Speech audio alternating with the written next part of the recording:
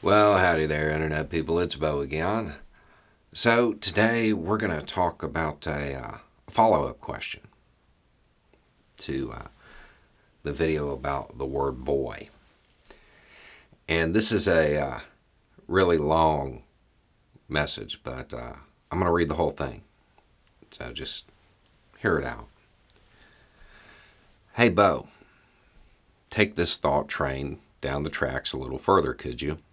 Let's talk about how black men should respond to a person that chooses to use that word against us, the word boy.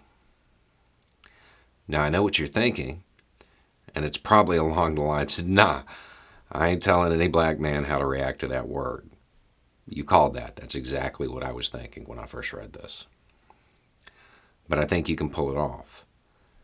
The reason I'm asking this is that as a black man, it's because when someone says that to me, I automatically get tense and stiffen up a little bit, understandably. The problem is what immediately happens after that. I get accused of being soft, a snowflake, a race baiter, or uppity.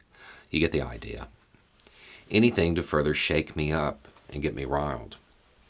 Anything to push me farther towards doing something that can get me in a lot of trouble. And it's always with a smile. I'd be lying if I didn't have thoughts of absolutely destroying each and every one of those people. But I don't. I stay very, very quiet before I end up in jail or dead. When they leave, I end up punching something. Usually it's my own head. I hit myself to shake myself out of the rage that was building. Sometimes I cry when I'm alone. I've been dealing with this for the last 40 years of my life. I must have been called boy at least 30 or 40 times. I've been told to leave establishments. I'm told to move on. I'm told to shut my mouth by the person doing the attacks and society at large. Nobody likes an angry black man. So how do we deal with this literal torture? How do we address PTSD? At what point do we get to defend ourselves? Is it baked into the proverbial cake that I must endure it because it's my lot in life in this country as a black person? Am I obligated to take these licks because it's better than bringing myself down to their level? Is it unbecoming for a black man to get mad at the racist and society at large that harbors them because nobody likes an angry black man? How does a positive message get out for black men when society won't allow black men to speak up? I've heard tons of African American speakers on the subject. I'd like to hear it from a guy on the other side of the pool.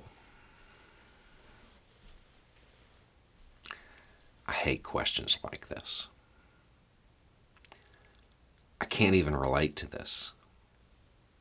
The closest I come to experiencing racism myself is when somebody offhandedly says something about natives not knowing I'm a tribal member.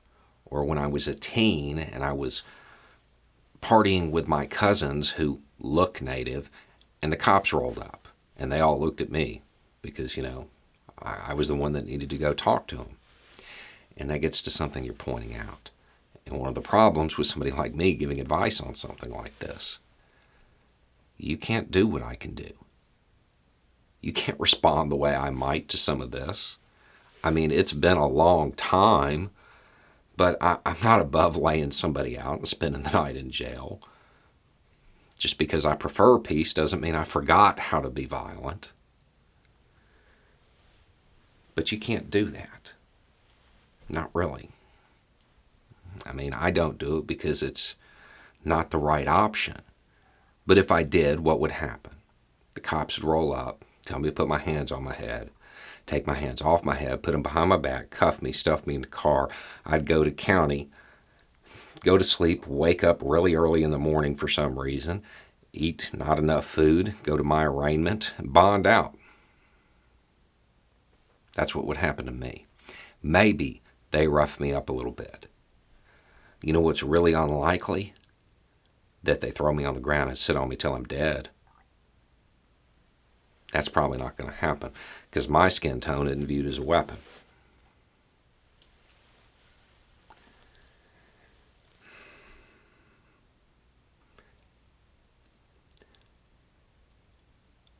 I can't disagree with anything that you're saying here.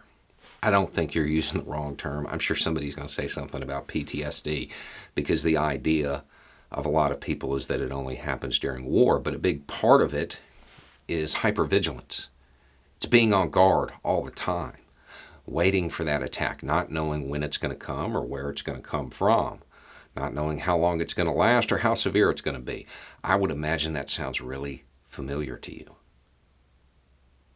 I don't think that's the wrong term.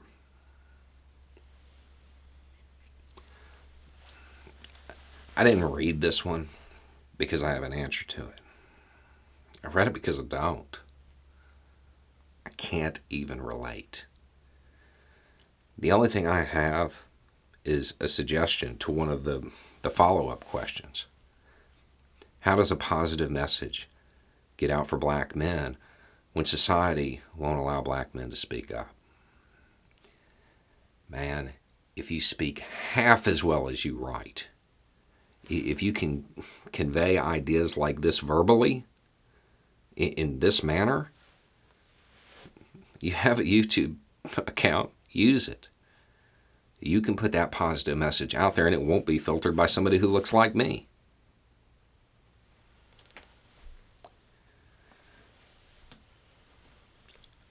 I don't have an answer. I know what the options are. You can respond the way I might, but that's probably not good for your health. You could just ignore it and accept that after all this time, there are still people like this. But that seems like it's asking a whole lot. You can try to educate them as you meet them. Honestly, that just sounds exhausting. I don't think you'll get any advice of value from outside on this one. I think this is an internal thing. I don't have a solution. I don't have any advice. I read it not because I have an answer, but because I don't. And sometimes the question alone is the thought. Anyway, it's just a thought. Y'all have a good day.